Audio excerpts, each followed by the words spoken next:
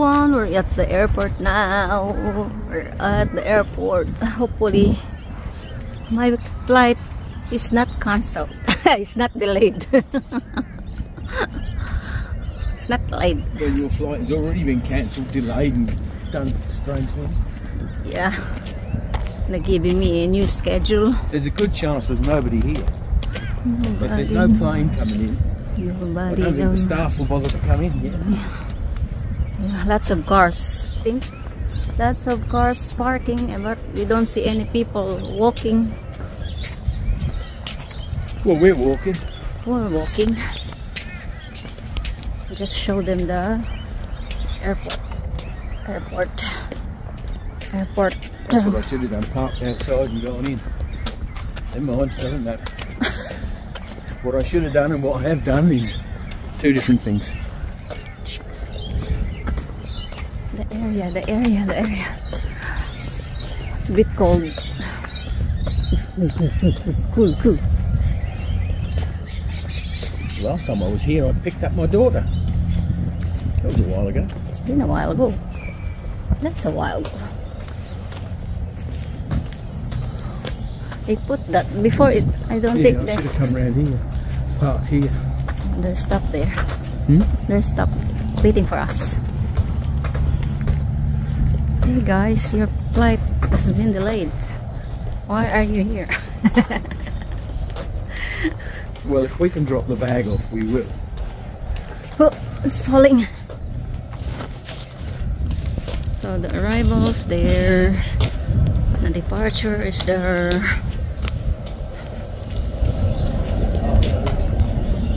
Guys, nandito na tayo sa Vandenberg Airport. Kaya lang, na-cancel yung flight natin. Supposed to be, it's 6:45 AM. Kaso ngayon is 9:50 na yung oras na ating flight. And then, instead of makakarating ako ng Pinas ng Saturday morning, ngayon, Saturday afternoon na. Kasi nga yun, nag-cancel yung flight. So, hinanapan nila ako ng pinaka-quickest na flight na makakauwi ako ng Pinas. Kasi yung unang binigay sa akin, ang uwi ko ng Pinas is already 11:45. So sabi ko, it's too, masyado nang man late. May hinahabol nga ako. So now, they changed it to 5:30 PM in the afternoon yung dating ko ng Pinas. So sana maging okay and they give me accommodation, so okay na rin. And nakakasama lang ng loob kasi meron ka ng plano the day. Tapos yun, nag-change.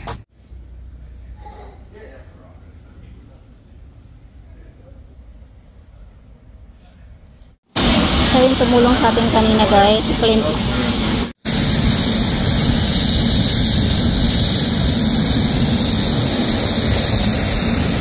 Pila kami ulit kasi pinababa kami ng plane. Meron, lilipat yata kami ng plane, so pipila kami ulit dito sa immigration. Pasok ulit doon. 20 minutes delayed na yung aming yung 20 minutes daw kami mag-aantay. So balik na ako dun sa pila para makaupo dun sa loob. So as expected guys, delayed na naman yung flight. So pangatlong beses na to. Yung una kasi 6:45. Tapos pinalitan nila ng 9:50. Tapos na-cancel ulit. Ngayon nag-aantay ako ng flight na 1:35. So I don't know. Kasi papunta pa lang akong Brisbane. So sa Brisbane ako mag-overnight. So sana naman hindi ako buti ng gabi dito. Para sa biyahe ko tomorrow. So kung makapagpahinga kasi tomorrow nga dire-diretso yung biyahe ko and yun makakapagpapinas tayo, pero sana yung schedule ko for tomorrow hindi na yung mabago kasi nakakairita.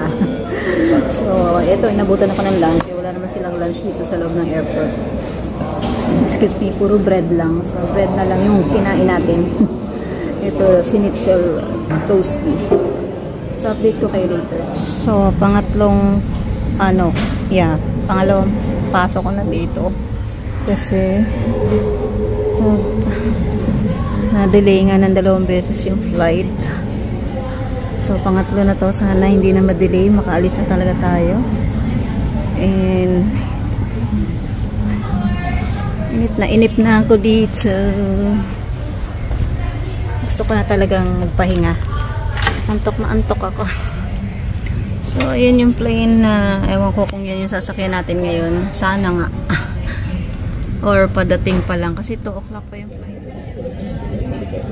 Finally, dumating na yung ating plane and makakasakay na tayo sa wakas. So, let's go! So the weather's not too bad this area here to the around south of Brunswick as we get closer to it.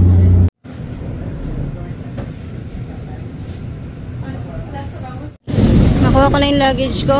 Ay, Mickey Mouse yan. O, ako lang meron yan. Tapos, merong guy na kasama ko sa hotel. So, siya yung nagtatanong kung saan kami sasakay o saan kami pupunta. Mabuti na lang may kasama ko. So, salamat talaga dun sa, talaga siya yung kusang naghanap sa akin. Kasi nakalagay dito sa papel, pangalan ko at saka pangalan niya. So, sabi niya, you're the one going to the Philippines? I said, yes. So, nakita niya yung name namin. Ay, nakita niya, sabi niya, are you Jennifer? I said, yes. So ayan. Hindi na niya ako tinantanan. Binantayan niya ako pati pagkuha ng luggage ko, siya kasama ko. So, may tigabuhat ako.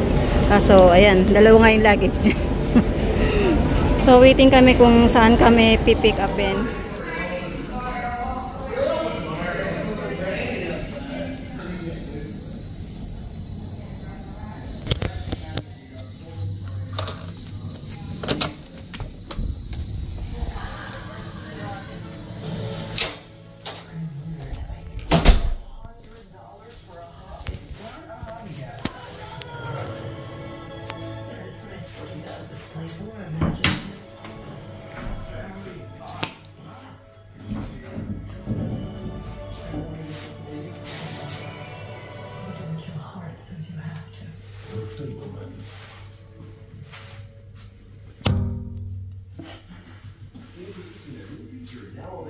So, after yung pumasok sa door, ito yung kanilang bathroom. Yan. And the shower room. And then, on this side, meron silang bar. So, pwede kang uminom yan. Babayaran mo. Huwag ginoksa mo yan, syempre babayaran mo. We have TV here. And then, yan, may lounge. And then, the bed. Yan. I think it's a queen bed. Yan, queen bed siya. Tapos, ayan yung buong room. Oh, there. And outside, ayan ang ating view. From the outside. Ayan. So, yun. So, napadpad tayo dito kasi nga, nagka-delay-delay yung flight natin. Nagkaroon ng problema yung plane. So, yun. Bumawi sila na accommodation. Meron na tayong kasamang free dinner. So, good. $50 free. So, ayan. So, buti na lang nga. May nakasabay ako dahil hindi ko masyadong kabisado at saka nahiya ako magtanong pati. Ang sakit pati nung aking kumikirot yung sugat ko. So, ayun. Nag-usap na kami na sabay din kami tomorrow alis para maggabayan din niya kung saan ako pupunta. And magsasabay din kami sa taxi kasi meron kaming tig-isang taxi voucher. Voucher ba tawag doon? Voucher. So, yun, binigyan kami ng Qantas. Tag-isa kami para just in case hindi nga magising yung isa, at least makakaalis pa din. So, yun.